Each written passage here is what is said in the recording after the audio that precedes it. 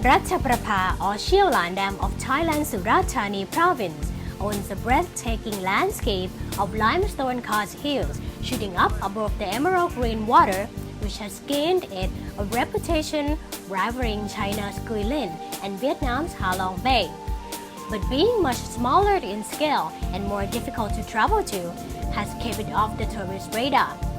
The dam offers a few choices of secluded raft resorts, eco activities, and is such a perfect holiday hideaway surrounded by nature and peace.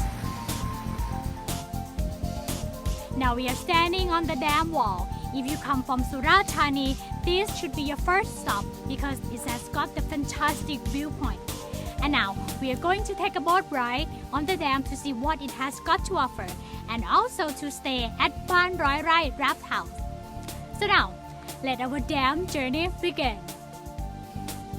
Ratchaprapa Dam, built in a part of Khao Sok National Park, which is one of the world's oldest rainforests, closest of the Pa Sang River, creating 185 square kilometer lake. It has been the main source of power generating in the south of Thailand for nearly 30 years. A sightseeing boat ride on the lake can be done as a day trip or extended to overnights at one of the 15 raft resorts available in ranges of prices and levels of facilities. On our way to our stay tonight, we soaked in the beautiful landscapes and stopped at one of the dam's highlights, Samgaler Hills. Now we are looking at the three friend hills. It's got this name because they're all in the same size and they stand next to one another. 1, 2, 3. And less than 15 minutes after that, appeared our Rai Raft House. The peaceful raft house is a destination in itself, offering accommodation and boat trips to trek and watch wildlife in the nearby hills. There are 11 houses offer 3 luxurious room types: deluxe, family, and villa, with full amenities with fans or air conditioning. Perfect choices for families, friends, and couples. Our was a deluxe room, good for 4 persons. There is neither phone signal or internet connection here. When there's no phone call to worry about, it is so easy to hear the sound of nature and gaze lazily onto the rippling water.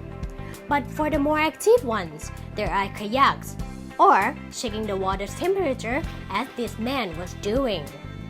And this is one of the things that you can do when you come to stay at Rai Raft House, canoeing. My destination is going to be that island over there. We go now.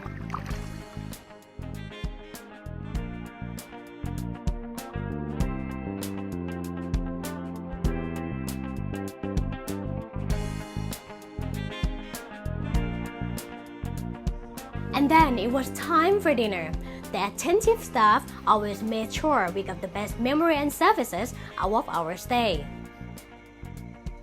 What can be better than dining in such romantic atmosphere, especially with everything on this table is the freshly caught right off our pontoon only a few minutes ago.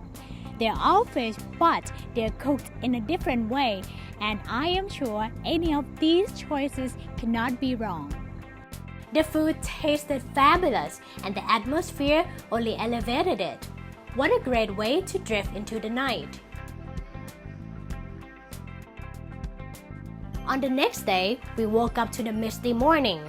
Today, lined up for us was wildlife watching and the coral cave, 2 out of the several activities in the area our raft house offers. The first place we stopped was where we could spot hornbills. Now we have to turn off the engine and wait quietly for the birds to arrive. Oh, this is one coming this way.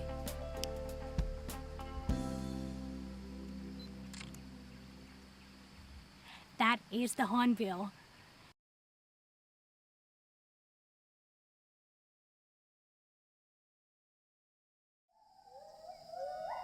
Next was the gibbons. According to the guide, the species inhabited this place is the white-handed gibbons, which have white faces, hands, and feet, with the fur ranging from cream to black.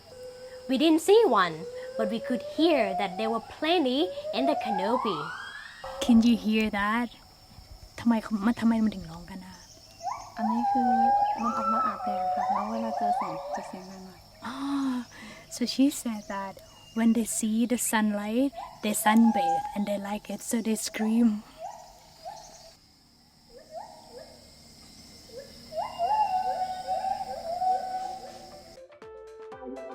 Then we left the wildlife watching area and headed to the coral cave. On the way, we stopped by a fisherman's raft house.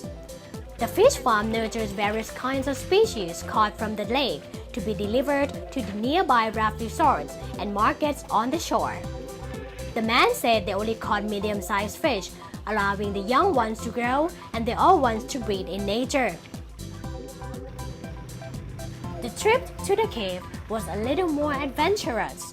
Coral Cave is located in a lagoon, and the only way to reach it is by foot, taking 45 minutes.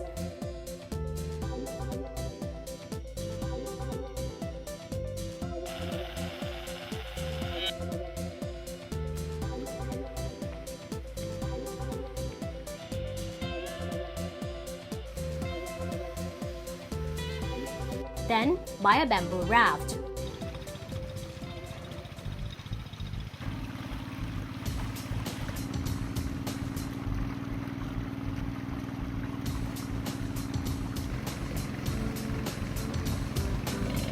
Want a photo?